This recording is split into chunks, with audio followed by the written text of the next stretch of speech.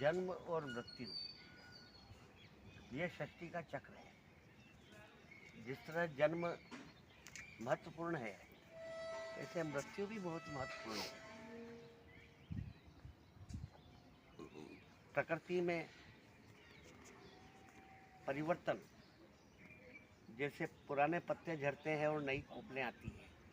यदि पतझड़ नहीं आएगा तो बसंत का महत्व क्या रह जाएगा। इसलिए पेड़ के पत्ते पुराने झड़ना जरूरी है, तभी उसके ऊपर नई कोपलें आएगी। एक राजा मौत से बहुत डरता था। उसके गांव में एक संत आए हुए थे। गांव के बाहर एक पेड़ के नीचे वो बैठे हुए थे।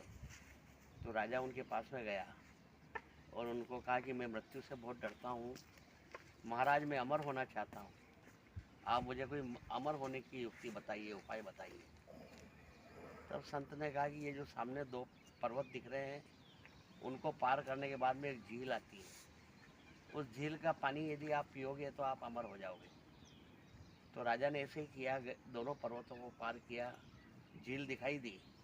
जैसे ही वो उस झील का पानी पीने के लिए झुका तो उसे किसी वृद्ध के कराहने की आवाज़ सुनाई दी।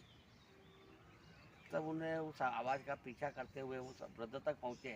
तो एक जीर्ण शीर्ण अवस्था में 200-250 साल का एक वृद्ध वहाँ पे बैठा हुआ था और कराह रहा था।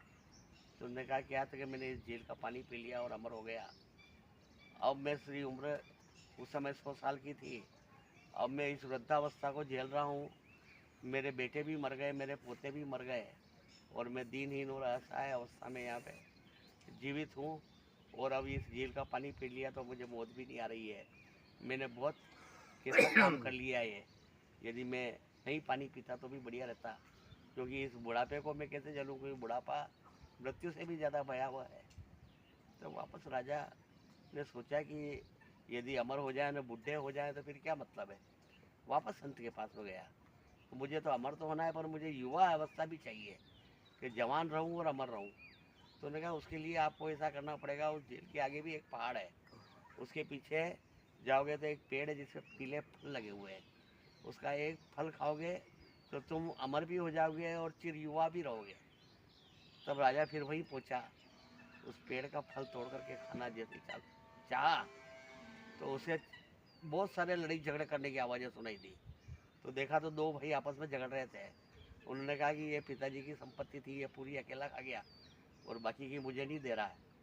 फिर उसके बाद में देखा तो और दो आदमी लड़ रहे थे कि ये मेरे पिताजी हैं और ये इनकी विरासत में जो धन मुझे मिलना था इन्होंने मुझे दिया नहीं, अब मेरे बेटों को मैं क्या दूंगा।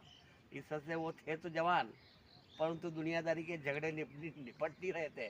तो उन्होंने कहा फिर क्या मतलब है, हम कितने ही साल तक जवान भी रहे और अमर भी रहे और ये झगड़ते रहे, तो फिर ज़िंदगी का कोई महत्व ही नहीं रह जाता है। तब वो वापस आया और संत ने कहा कि मैं गलती में था, क्योंकि मृत्यु अटल सत्य है। जब हम मृत्यु का वर्ण करते हैं तो ये भी एक महोत्सव बन जाती है और हम जैसे पुराने और जीर्ण शीर्ण कपड़े छोड़ करके नए कपड़े पहनते हैं, ऐसे हमारा जन्म होता है। इसलिए मृत्यु से डरे नहीं और जीवन को इस ढंग से जिए कि वो आपका जीवन सार्थक जीवन बने। जब आप स्नान कर रहे हो तब आप भगवान का नाम स्मरण करें। तो द्वादश एतानि नामानि यत्र यत्र जलाशय स्नानोद्यत स्मृंदरम तत्र तत्र वसाम्य हम। गंगा कहती है कि स्नान करते समय कोई मेरा नाम लेता है तो मैं वहीं प्रकट हो जाती हूँ। तो आप स्नान करते हो, भगवान का नाम लो तो वो स्नान आपका तीर्थ स्नान बन जाएगा। आप जब भोजन करते हो तब आप भगवान का नाम लेकर के भोजन करो तो वो भोजन नहीं, वो भोजन आपका प्रसाद बन जाएगा। जब आप भोजन बनाते हो तब आप भगवान का नाम लेते लेते भोजन बनाओ तो वो भोजन नहीं, वो भोजन नैवेद्य बन जाएगा। जब आप सोते हो तब भगवान का नाम लेकर के सो तो वो आपकी नींद नहीं, वो आपका ध्यान बन जाएगा।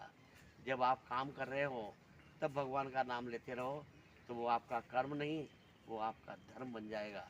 और आपके घर में आप हमेशा भगवान का नाम लेते हो तो वो आपका घर नहीं, वो एक मंदिर बन जाएगा। इसलिए अपने जीवन को इस ढंग से जिए, जीवन को सार्थक करें और मृत्यु से डरे नहीं। यही सृष्टि का नियम है और यही अटल सत्य है।